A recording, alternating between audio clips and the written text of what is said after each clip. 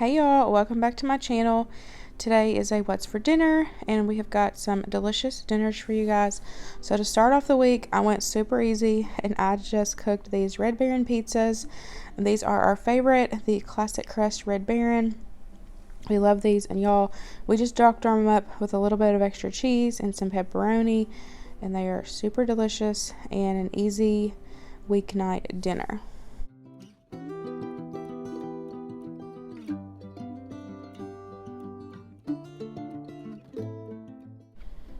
So we are going to make some French onion bake. Y'all, this is so good, super delicious. This is a family favorite. Even Winston loves this. So here I'm just slicing up my onions super thin on this Mandoline Slicer. I'll have that listed in the description box for you guys if you're interested. It will be under my favorites. But it literally takes 2 seconds to slice an onion. It is so quick. So first, all you're going to need to do is cook up your hamburger meat. I just have 1.5 pounds there. I feel like either 1.5 pounds or 2 pounds is normally good for this casserole. But we like ours pretty meaty. But I like a nice even layer of hamburger meat across the whole 9x13 pan. So I like to do at least 1.5 pounds, if not 2 pounds. So I'm just going to let that cook up. I season it with salt, pepper, and garlic, which is just the SPG. I always have that linked in the description box.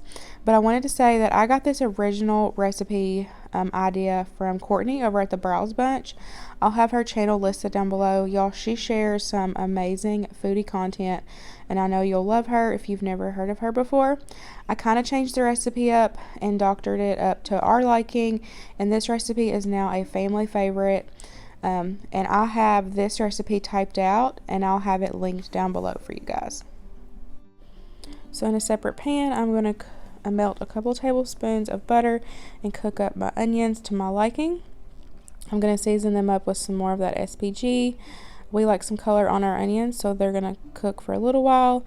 And then we're just going to serve it up with a box of shells and cheese. I always drain my grease. And I always do it through a colander with a foil-lined bowl underneath.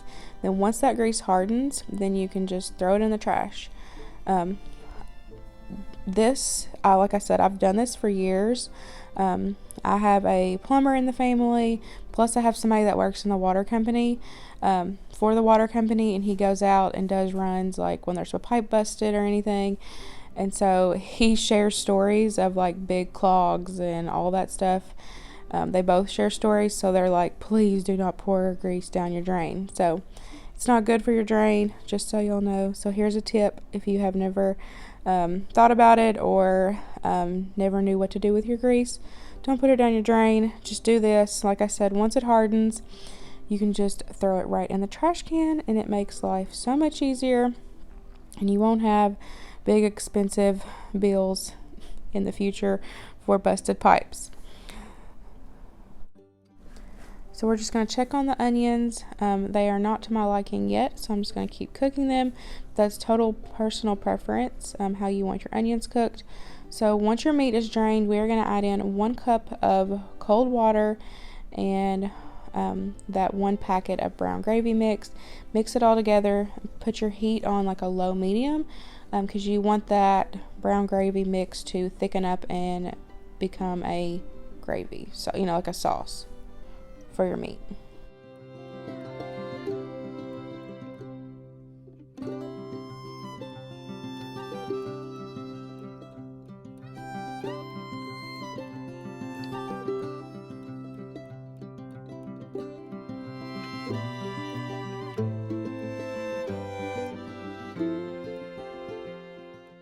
So now you're just going to take a 9x13 pan. I always grease mine, of course. I just use Pam spray.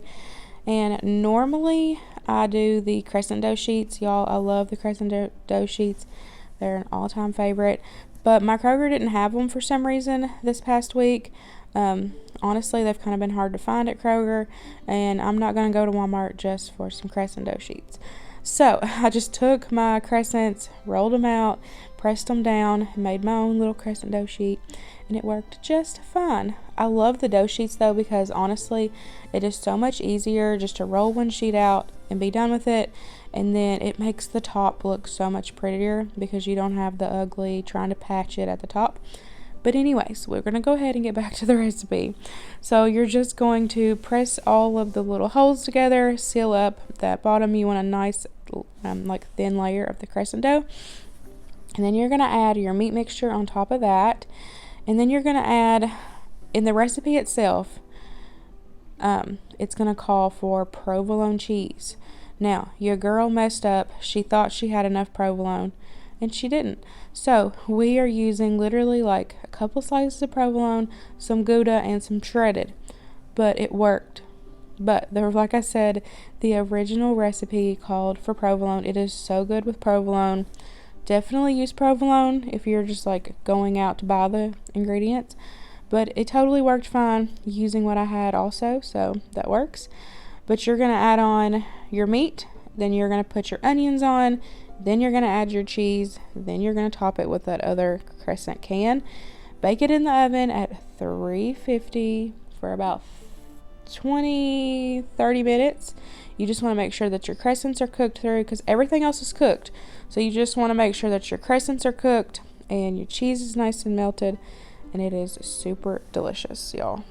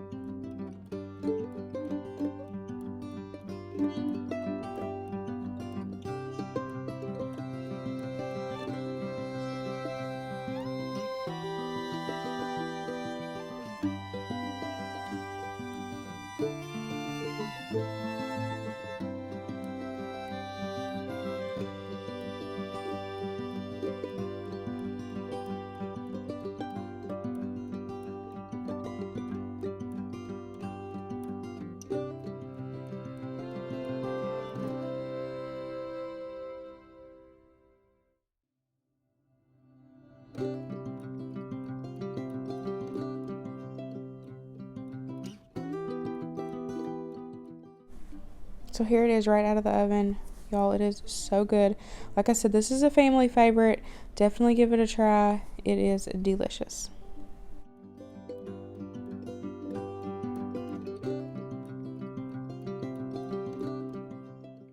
So this next recipe is a 3-packet beef roast. I have a whole separate video on this, so I'll have it linked in the description box for you guys. And I also made some homemade loaf bread to go along with this as well, and I'll have that video listed down below also.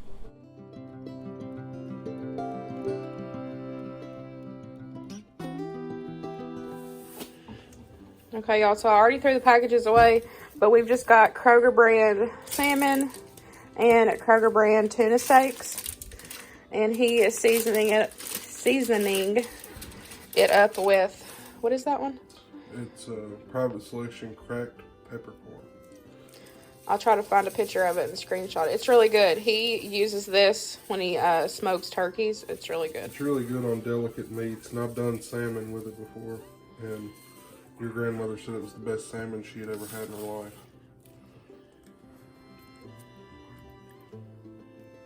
I'm not going to season the skin side yet, because I want to peel the skin. Yeah.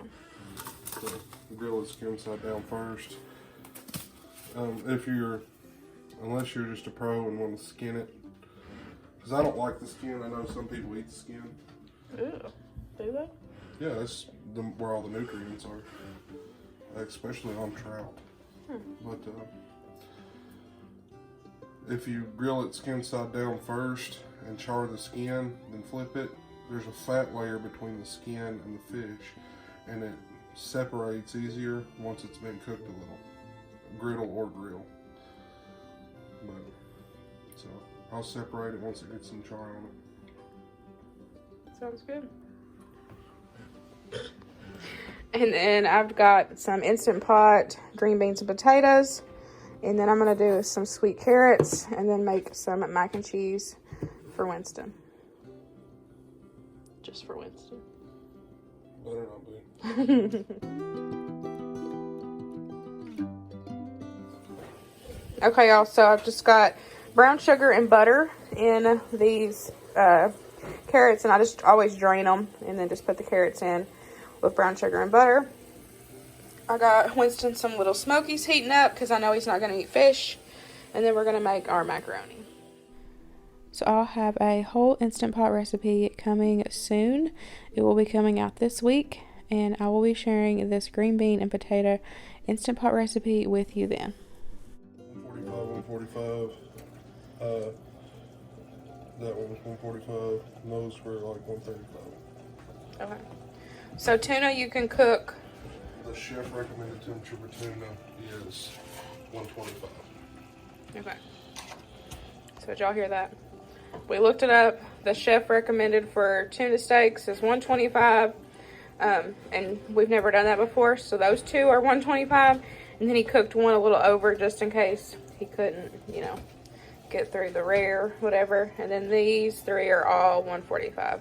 So normal fish, like well done, is 145. So here is my plate. Y'all, this was such a good dinner. Fish is not something that we have often, and this was a really nice change. We've really enjoyed the salmon. It was super delicious. I did want to say that we were not huge fans of the tuna steaks. We will probably not be buying those again.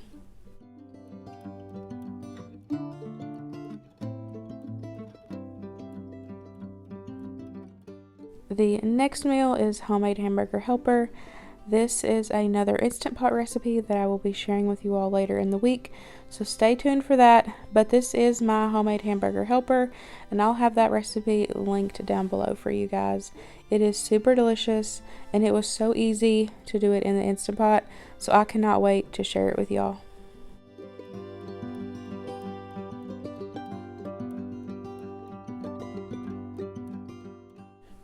So the next meal, we made some chicken tacos. I used this dinner kit that I had got at the salvage store, and I just kind of used the pieces that were in it. I didn't actually make it as an enchiladas kit because we honestly aren't huge fans of enchiladas, and so I kind of just made it my own. But I made a box of the Mexican style rice-a-roni to go with it, and I just followed the package directions on that to whip that up. And then I took some thin sliced chicken, cooked it up, and then y'all will kind of just see the process as I go along. It is super simple, and don't feel bad for making box dinners for your family.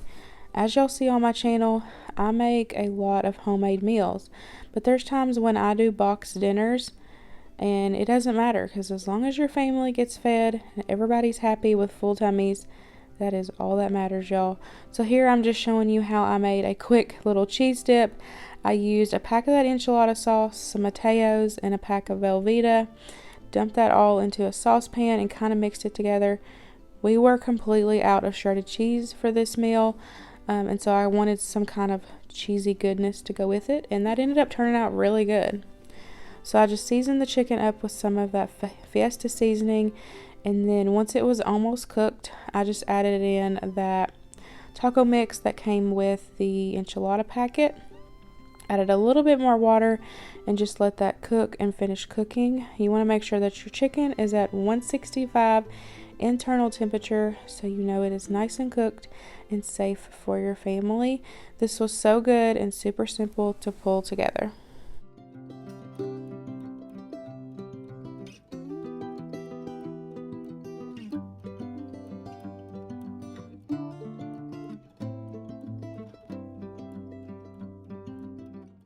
So I wanted to end this video with some clips of our trip from this weekend. We went down to our friend's property to help them clean up from the ice storm and all the rain and flooding and everything we've been having recently. And we had lunch while we were down there. We cooked some bacon burgers. We had some wings, some hot dogs. We had chips, condiments, and all that. I totally forgot to get a picture of my plate. We were all starving, but we did end up getting to do a little bit of riding in the middle of cleaning up, and we are so ready for some warmer weather so that way we can get on the trails and start having some fun.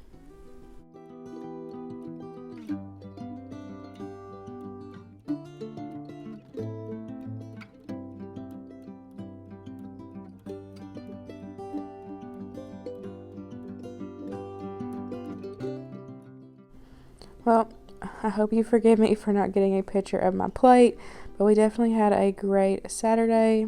We had so much fun. Even though we had to work, we still were able to do some playing. I will end this video with some clips, and I hope you guys enjoyed this video, and I will see y'all later on in the week. Bye, y'all.